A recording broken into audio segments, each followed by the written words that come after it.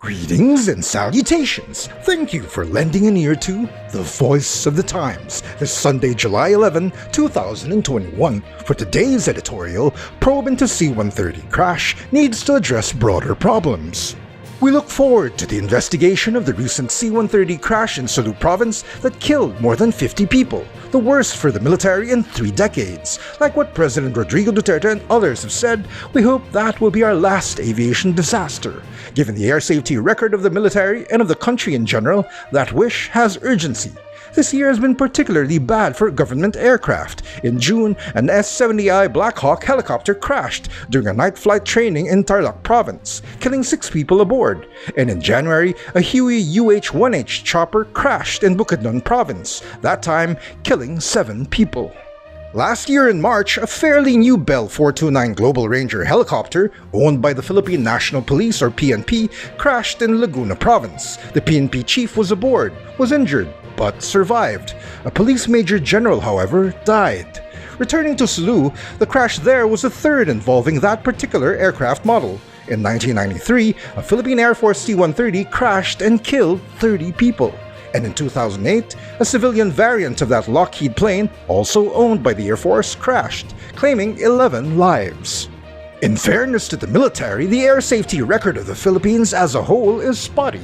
It is among the least safe in Southeast Asia, according to the Aviation Safety Network, and reports have it that the region itself has a poor air safety record, with Indonesia being the worst. The deadliest airplane disaster in the Philippines happened in 2000, when a Boeing 737 flown by Air Philippines crashed while landing and killed 131 people. On no easy fix, as in any complex problem, there is no easy fix. But that has not hindered people from offering opinions. Some suggested that the Philippines should stop buying old aircraft and retire its aging air assets. Certainly the Huey helicopter that crashed was old. Also, the C-130 Hercules transport in the Sulu incident was acquired secondhand, and that aircraft model dates back to the 1960s and 1970s.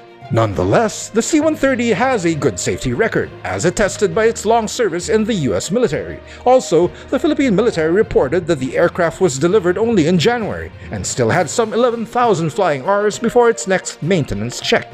Besides, some of the aircraft that crashed recently were new, including the Air Force's Black Hawk and the PNP's Bell Chopper. Given these facts, the investigators should also look at pilot training and qualification. The C-130 in Sulu was flown by experienced pilots, 2 officers with the rank of major. It is not only their total flying experience that should be reviewed, however. The investigators should also look into the hours flown by those pilots on that particular aircraft model. This is relevant because pilots are certified to fly a particular type of airplane. This is somewhat similar to vehicles. Driving a sedan, for instance, is different from handling a bus, which requires a professional driver's license and added training.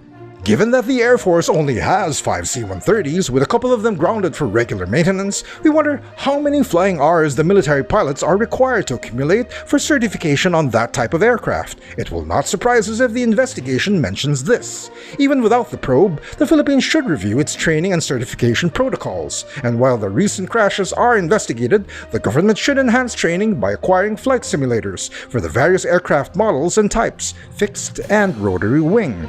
Plus, officials should look into disaster response and check the availability and status of fire trucks and other emergency equipment at all airports. From the video clip of the Sulu disaster, we noticed people running to the crash site on foot rather than on emergency vehicles. We expect aviation experts to contextualize these observations and make appropriate recommendations. The point here is to look beyond the single case and adopt broad reforms. Unless we do so, hoping that the Sulu crash will be our last may just be wishful thinking. And that's the editorial for Sunday, July 11, 2021. For more news and information, get a copy of the Manila Times on print, subscribe to our digital edition, or log on to www.manilatimes.net.